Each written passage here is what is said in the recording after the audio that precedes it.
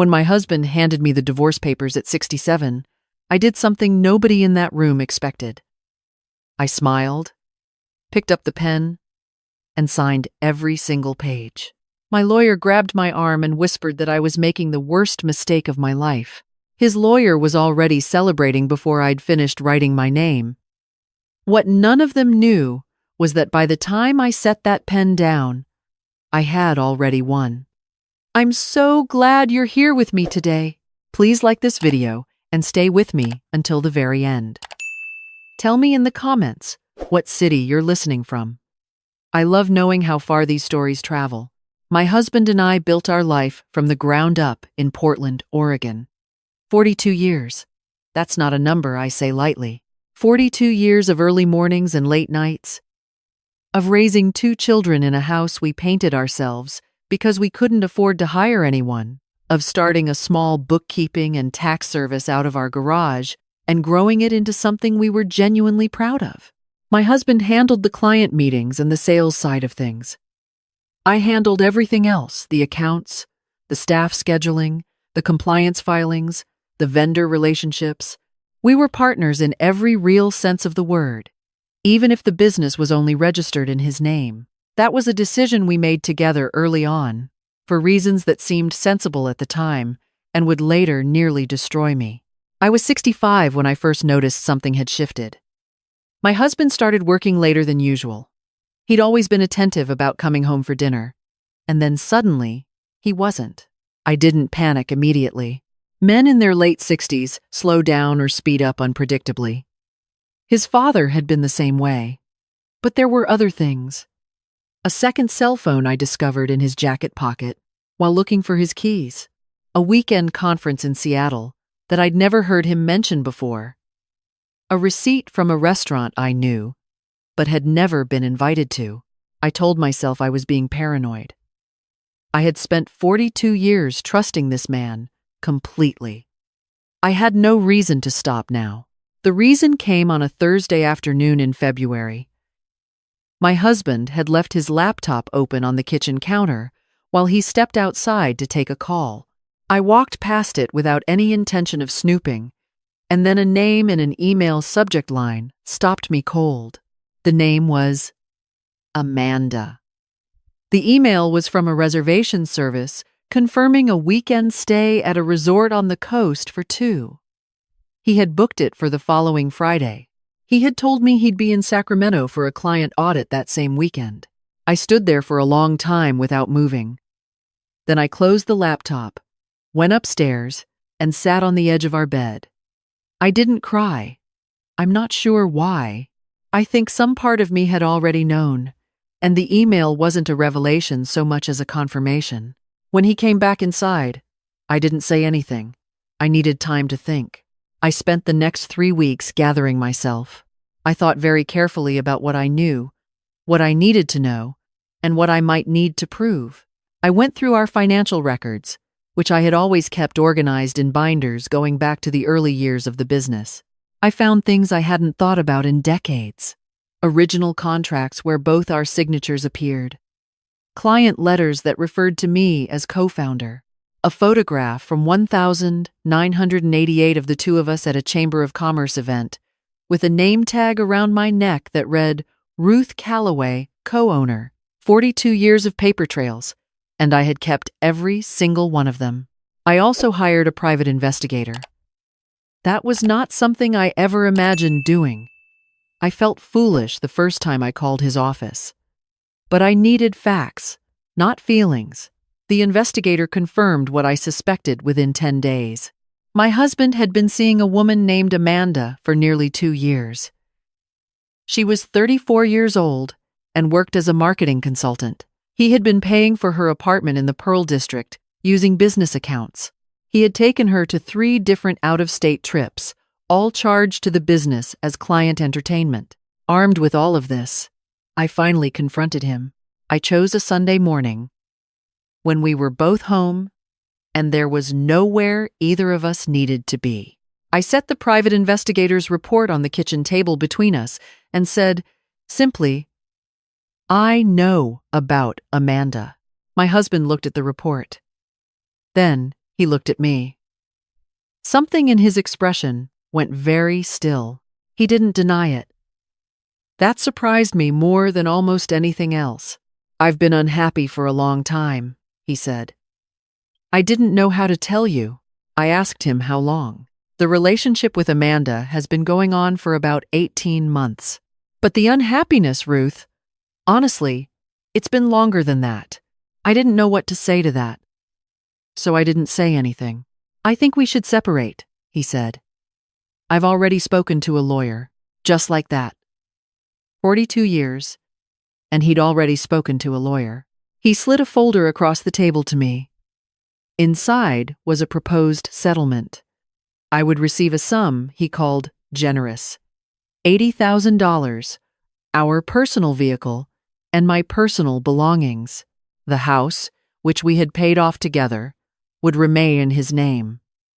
The business, which we had built together, would remain his entirely. I looked up from the papers. You built the business, I said quietly, making sure I understood him correctly. Legally, it's in my name. Has been since the beginning. You haven't been on the payroll in over a decade. He leaned back in his chair. I'm being fair, Ruth. Most lawyers would tell you that you're entitled to very little given the structure of things. I'm offering you more than I have to. I told him I would review the offer with my own lawyer. He nodded, looking relieved, as if the difficult part was over. It wasn't. My lawyer's name was Frank, a perfectly competent man who had handled our wills and a property transfer some years back. He sat across from me 2 days later, reading through the proposed settlement, and his expression grew more uncomfortable the further he read. Ruth, he said finally, setting the pages down, this is not a fair settlement. Not remotely. The business is worth considerably more than $80,000.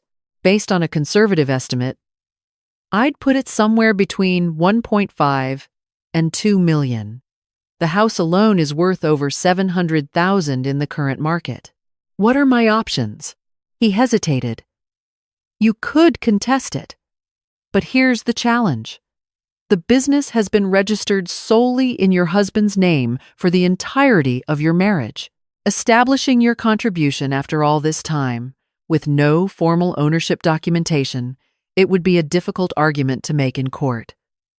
Costly, potentially years, and if I sign, he stared at me. If you sign this, you're walking away from well over $1 million in assets you helped create. I looked at the papers for a long moment.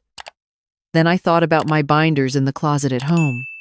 The original contracts, the Chamber of Commerce photographs, the client correspondence, the 40 years of records my husband used to tease me about keeping.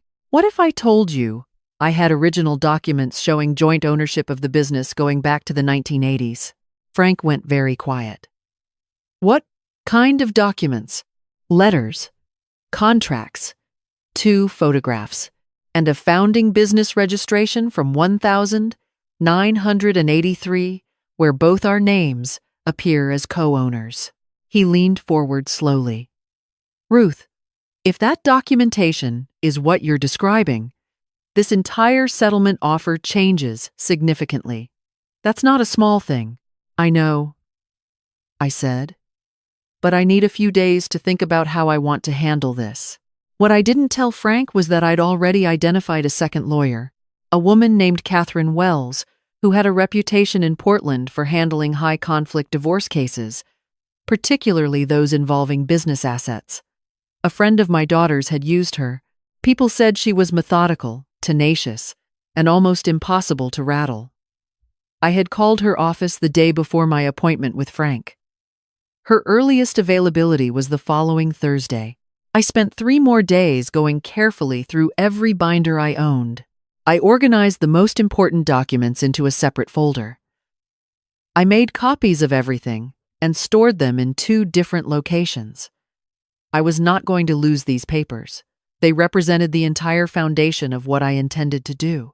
On Thursday, I sat in Catherine Wells's office and spread everything on the conference table in front of her. She looked through the materials for nearly an hour without speaking. I drank 2 cups of coffee and waited. When she finally looked up, her expression was calm but focused. "You haven't signed the settlement yet," she said. It wasn't a question. "My lawyer has the papers." I told him I needed more time. "How much time do you have before they expect a response?" "They asked for a decision by end of next week." She tapped the original 1983 registration document, where both our names appeared in the business filing. "This alone is significant. Your husband restructured the ownership in his name alone sometime in the mid-90s.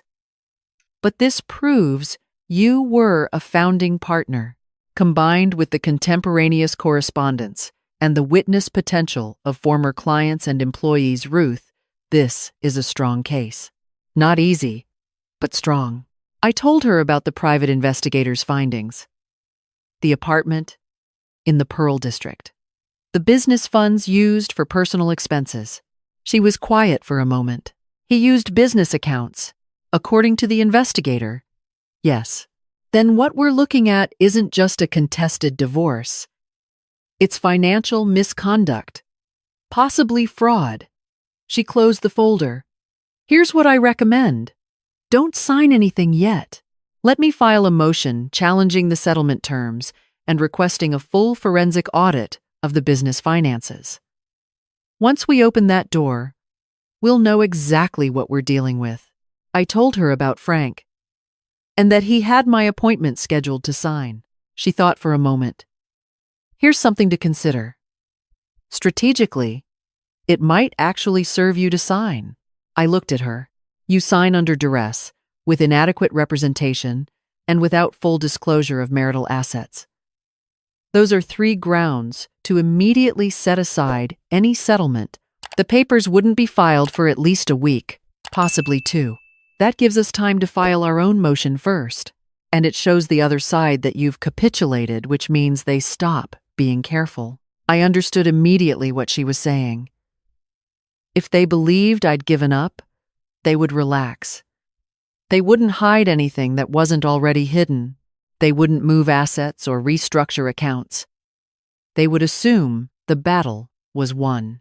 "They won't see us coming," I said. A slow smile crossed her face. Not even slightly. I went back to Frank's office the following morning. He had the papers laid out for me. He said again that he strongly advised against signing. He walked me through the financial implications one more time. He was doing his job, and I respected him for it. I picked up the pen and signed every page with a steady hand. Frank looked like he wanted to stop me physically. "Ruth, are you certain about this?" "Completely," I said. And I meant it. His paralegal witnessed the signatures. My husband's lawyer was notified before noon that I had agreed to the terms. I was told the papers would be processed and filed within 10 to 14 business days. That afternoon, Catherine filed our motion to set aside the settlement based on duress, inadequate representation, and failure to disclose marital assets. She also filed the request for forensic accounting of the business. The call came the next morning. My husband's voice on my phone was tight in a way I had never heard before. "You hired Catherine Wells. Good morning," I said. "What are you doing, Ruth?" "You signed the papers." "We had an agreement. I signed under duress, without full knowledge of the marital assets. My new attorney explained to your attorney exactly why that agreement doesn't hold." A pause. "You're making this so much harder than it needs to be." "You made it hard," I said, "when you used our business to pay for your girlfriend's apartment." The silence on the other end was very long. "You can't prove that," he said finally. "The forensic accountant will prove it," I told him. "That's rather the point of a forensic accountant." He hung up. I set the phone on the counter and realized my hands weren't shaking at all. The forensic report arrived 5 weeks later. Catherine called me into her office on a Tuesday morning, and I could tell from her voice that the news was significant.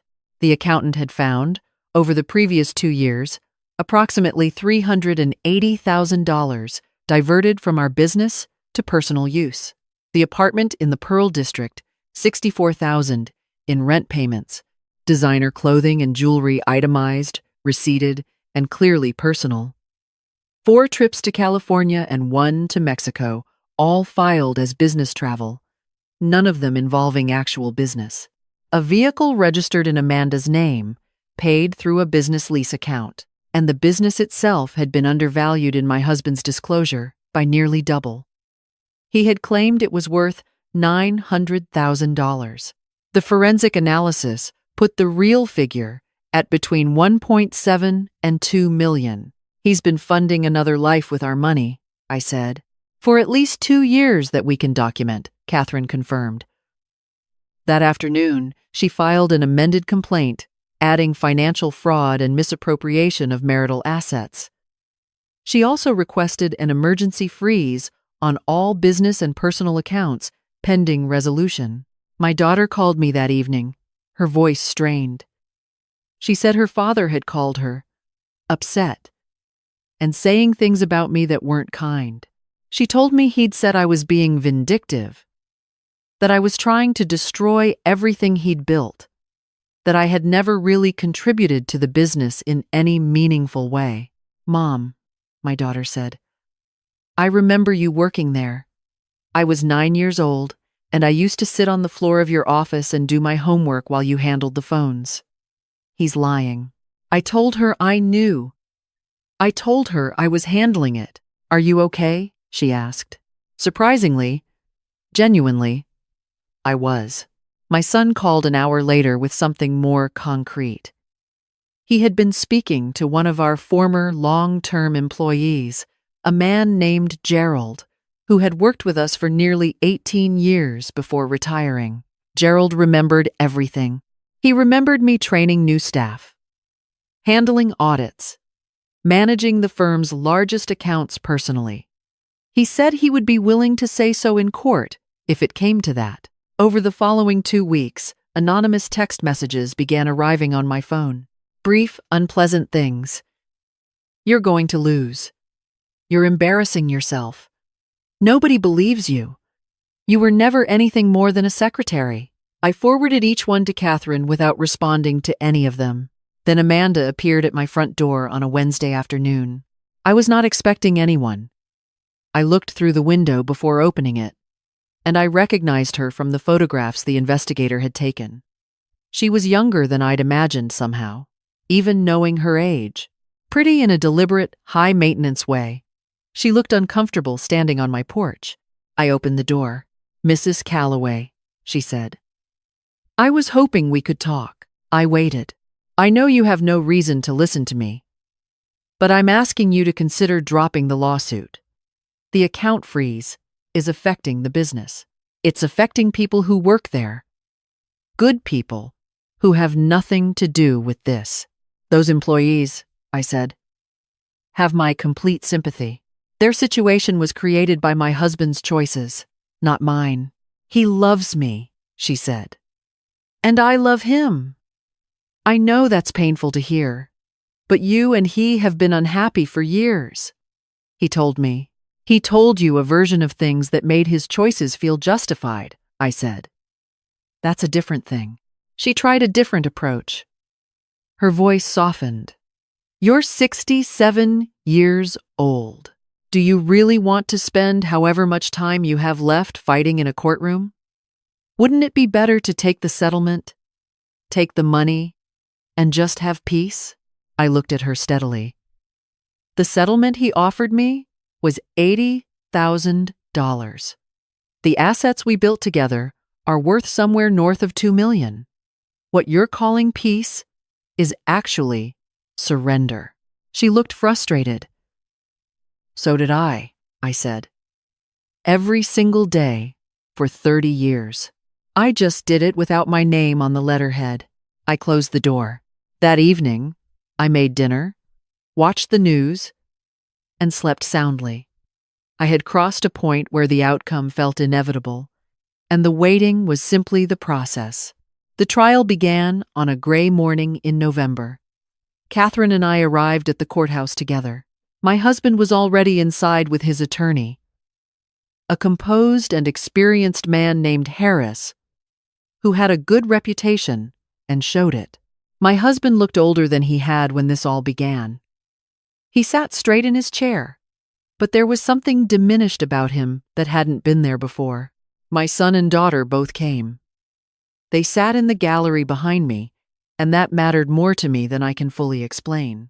Harris opened for the defense by framing my husband as a self-made businessman, a man who had taken real risks over 4 decades to build something from nothing. He acknowledged that I had been supportive throughout the marriage, but characterized my role in the business as secondary and largely informal. He noted that I had not been on the firm's payroll in over 11 years. He said the original settlement had been generous, given the legal realities of the situation. Catherine's opening was different in tone. She was precise and unhurried. "This case is about erasure," she told the judge. "The systematic, deliberate erasure of a woman's contribution to a business she co-founded, co-built, and co-sustained over 30 years. The evidence will show that Ruth Callaway was not a supportive spouse who occasionally helped out. She was a founding partner, and it will also show that her husband, in the course of removing her name from the business records, spent nearly $400,000 of their shared marital assets on a secret personal life. This is not a dispute about generosity. This is a case about fraud." Over the next 2 days, Catherine built the case methodically. She entered the 1,983 business registration into evidence. She presented the letters and contracts from the 1980s and 1990s, showing my name alongside my husband's as co-owners. Gerald testified, steady and clear, about my actual role in the firm's operations. 2 former clients also testified. Both of them remembered me as the person who managed their accounts personally, the person they called when they had a problem. The forensic accountant, a precise woman with an authoritative manner, walked the judge through the financial irregularities line by line. $380,000. She explained the undervaluation of the business with the same methodical clarity. The judge asked several questions and wrote notes throughout. My husband testified on the 3rd day. Harris guided him through a narrative that framed his contributions as primary and mine as supplementary. My husband was articulate and seemed composed right up until Catherine's cross-examination began. She showed him the 1,983 registration. He acknowledged his signature. She showed him a letter from 1,991 to a major vendor. In the letter, my husband had written that all procurement decisions would be handled jointly by himself and his business partner, Ruth Callaway. He said he didn't recall the specific letter. Catherine pointed to his signature at the bottom. "Is that your signature?" she asked. "Yes. And would you say that was accurate when you wrote it, that procurement decisions were handled jointly?" A pause. "At that time." "Yes. At that time," Catherine repeated. "And when did that change?" "I restructured the business in 1995. "Why?" "On advice of counsel. For tax efficiency purposes." "And did you inform your wife that the restructuring would remove her name as co-owner?" My husband glanced at Harris. "We discussed it." "Did she agree to it?" "She didn't object at the time." "That's not the same thing as agreeing," Catherine said. "Did she sign any documentation acknowledging and accepting the removal of her co-ownership rights?" A longer pause. "I don't believe there was a formal document. So you removed her from the ownership records without her written consent, without compensating her for her existing equity, and without any formal acknowledgement of what she was giving up. The marriage was the agreement." Catherine let that sit for a moment before moving on. She then walked him through the forensic accountant's findings. Each line item, the apartment, the trips, the vehicle. My husband disputed several of the characterizations. Catherine produced bank records for each one. When she showed him a text message he had sent to Amanda, discussing which business account to use for their upcoming trip to California, my husband's composure finally broke. He said the records were being taken out of context. His voice had an edge in it that I recognized. He used that voice when he felt cornered. The judge looked at him over her glasses for a long moment before asking him to answer the question directly. Amanda testified on the fourth day. She had clearly been coached, but there were things she couldn't walk back. Catherine presented a message Amanda had sent to my husband referencing, with what had seemed like humor at the time, the fact that he was using the firm's accounts to pay her bills. Amanda confirmed she had sent the message. She said she hadn't thought seriously about where the money came from. Catherine said nothing for a moment. Then, "But you knew he co-owned the business with his wife. He said it was his business," he said. Catherine repeated gently, "Did you ever see documentation confirming that?" Amanda didn't answer. The ruling came on a Friday, 10 days after the trial ended. The courtroom was quieter than I expected for the occasion. My children were beside me. Catherine sat at the table with me, composed as always. The judge spoke for nearly 30 minutes. She reviewed the evidence systematically. She noted the original registration, the contemporaneous documents, the testimony of former employees and clients. She found, clearly and without qualification, that I had been a co-founder and equal partner in the business, and that my removal from the ownership records in 1995 had been accomplished without my informed consent and without compensation. She also addressed the financial misconduct. She described the diversion of nearly $400,000 from marital assets as deliberate and sustained. She noted that my husband had undervalued the business by approximately half in his initial disclosures. Then she read the ruling. The business, valued at $1.8 million, was declared marital property. I was entitled to 50%, $900,000. The diverted $380,000 would be added to my settlement as compensation for misappropriated marital assets. The family home, valued at $720,000, was awarded to me entirely, given the fraudulent concealment of other assets. My husband would cover my legal fees in full, and copies of the financial evidence would be forwarded to the IRS for review of potential tax irregularities related to the personal expenses filed as business costs. My total settlement came to approximately $1.4 million in cash, plus the house. My husband sat very still when the gavel came down. His lawyer was already leaning over, speaking quietly to him. I didn't look at them for long. I looked at my daughter, who was crying, and my son, who had his arm around her and was trying not to cry himself. Catherine touched my arm. "Congratulations," she said. I thanked her. I meant it completely. Outside the courthouse, my son asked me what I wanted to do. I said I wanted coffee and something to eat because I hadn't been able to manage breakfast that morning.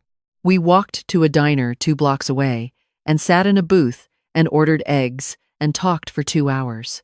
It was one of the best mornings I can remember in recent years. In the months that followed, things settled into a new shape. The house took 3 months to transfer, and in that time, I found a smaller home I loved better, a Craftsman in Southeast Portland with a garden that hadn't been touched in years.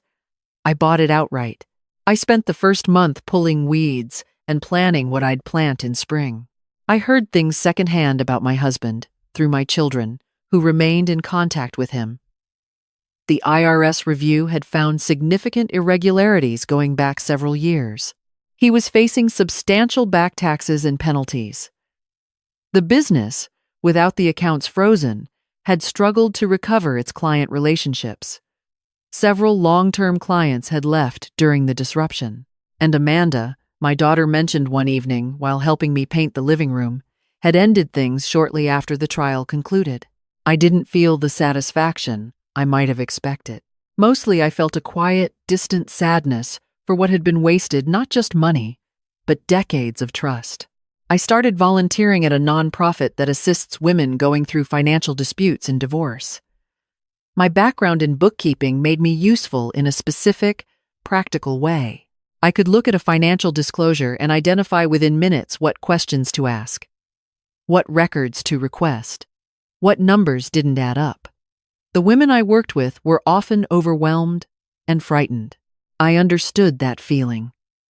I also understood that the fear was survivable. One evening in late spring, I was sitting on the back porch of my new house watching the light change over the garden. My phone rang. It was Catherine. "I thought you'd want to know," she said. "Your husband's bankruptcy filing was finalized yesterday." I absorbed that for a moment. Between the settlement, the IRS penalties, and the business losses, he couldn't sustain it. She continued, "He's filing Chapter 7. I thought about the man who had told me I was entitled to $80,000 after 42 years. The man who had restructured a company out from under me without my formal consent and called it good planning. The man who had been funding another life with the money we'd both worked to earn. "How do you feel?" Catherine asked. I thought about it honestly. "I feel like it's finally over," I said. "Not happy about it. Just done." There was a pause. "That's probably the healthiest way to feel," she said. After we hung up, I stayed on the porch while the sky went pink, then gray, then dark. My neighbor's dog barked twice somewhere down the street. The garden smelled like the lavender I'd planted along the fence in April. I hadn't planned this life. I had planned a different one. A retirement with my husband, travel we'd talked about for years, grandchildren and holidays in the house we'd lived in for so long. That life was gone, and I'd grieved it in my own way. But this life, the one I was living now, was mine in a way the other one never quite had been. I thought about what it had taken to get here. The 42 years of records I'd kept. Not to protect myself, just because that was how I was built. Careful, organized, thorough. The instinct to hold on to the original documents when everyone told me they didn't matter anymore. The willingness to sign those papers in Frank's office with a plan already forming, even when every visible part of me looked defeated. People ask me sometimes if I would do anything differently. I think about that question seriously. Luder Leiven, I wouldn't have stayed silent for so long when I first noticed something was wrong. I would have trusted my own instincts earlier, and I would have known from the start that my contributions to the business, to the household, to a 42-year partnership didn't require anyone's validation to be real. They were real whether my name was on the documents or not. The documents just made them provable. If you're in a situation anything like mine, or you know someone who is, please hear me on this. Keep your records. Every contract, every letter, every document that shows your name alongside the work you did. Not because you're planning for something to go wrong, but because the history of what you built belongs to you, and it's worth protecting. And don't let anyone convince you to accept less than what you actually contributed just because accepting it would be easier. Easier for who? Not for you. I was 65 when I found out my marriage was over. I was 67 when I walked out of a courtroom with my dignity intact and my future secured. I'm 68 now. I have a garden that needs tending and work that feels meaningful and people who love me without conditions. It is not the life I expected. It is a good life. What would you have done in my situation? I'd really like to know. Leave me a comment below, and if today's story stayed with you, please subscribe. There are more stories to share, and I think you'll want to hear them. Thank you for being here with me.